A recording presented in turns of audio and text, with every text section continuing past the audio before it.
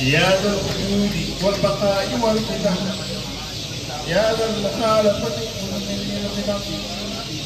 يا ذا القيام أبدا والوحدة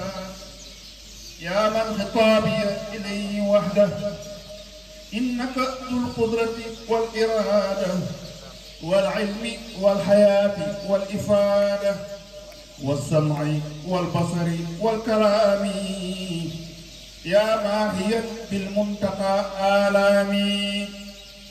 إنك ذو القدرة والإرادة والعلم والحياة والإفادة والسمع والبصر والكلام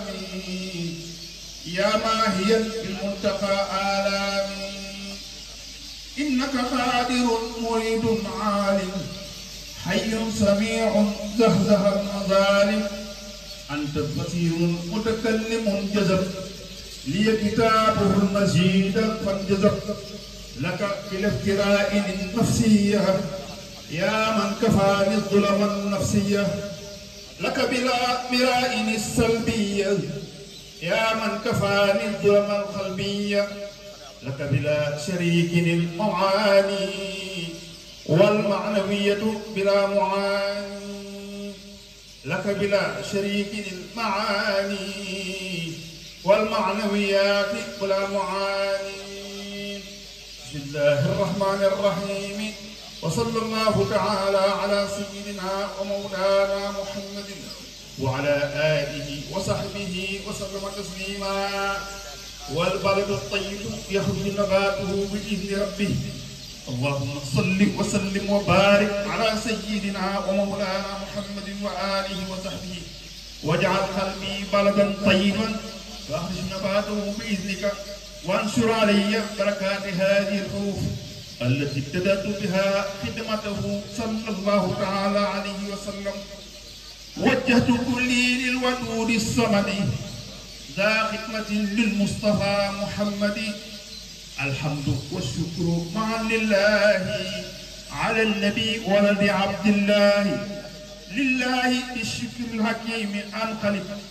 مع النبي ولد عبد المطلب بدل لي شمل عدو غاشم ربي بجاه المصطفى بن هاشم لي جعل ربي بنوال قد اناف بالمنتقى المختار من عبد مناف دعائي استجاب بالمخفي ربي بالمختار من خصي أسأله نيل المنى بلا استلاف ولا غرور من نبي كلاب يجب بخير واكفني مضره ربي بجاه المجتبى بن مره طيب فؤادي برول الصعب لي أبدا بالمنتقى بن كعب يا الله يا ذا العرش والكرسي صل بتسليم على اللؤي يا رب سخلي جملة المطالب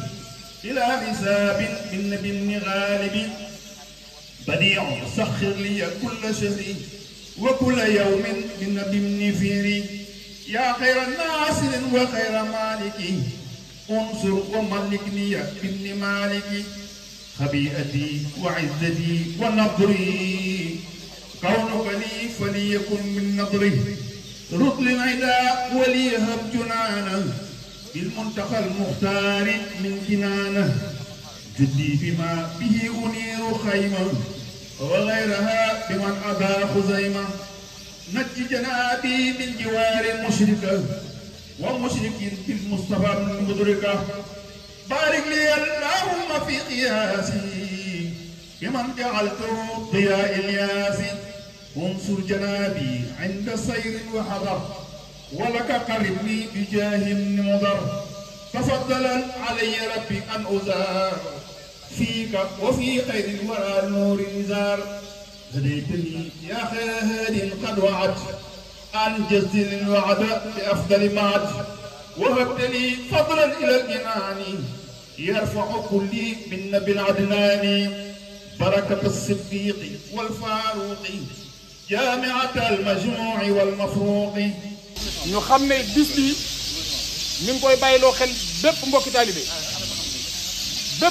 sëriñ baa ngi lay bàyyiloo xel bisu fukki fan ak juróom-ñeent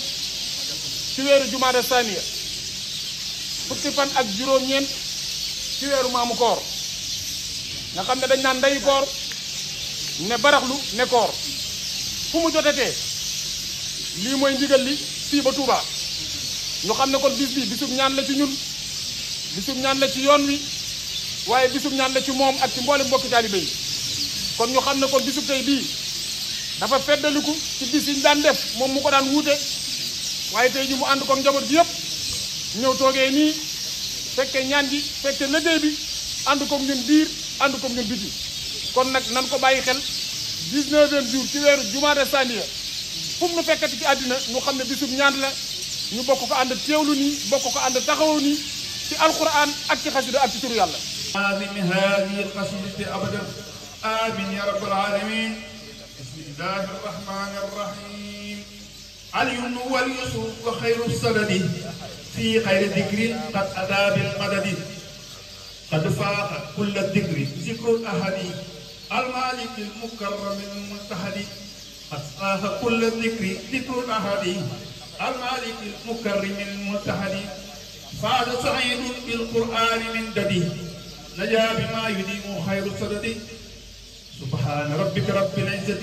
عما يصفون وسلام على المرسلين والحمد لله رب العالمين